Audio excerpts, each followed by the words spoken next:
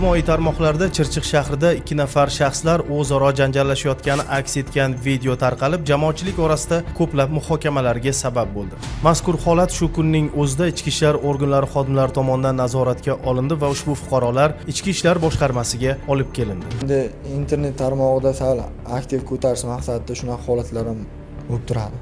Demak, ijtimoiy tarmoqda obunachilarni yig'ish maqsadi ko'zlangan. Shunday. O'zbekiston xalqidan bizani kechirishinglarni so'raymiz. Bunaqa holat boshqa takrorlanmaydi.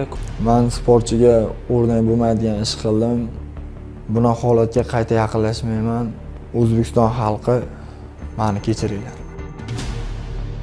Hozirda mazkur holatga to'liq huquqiy baho berish maqsadida tergovga qadar tekshiruv harakatlari olib borilmoqda.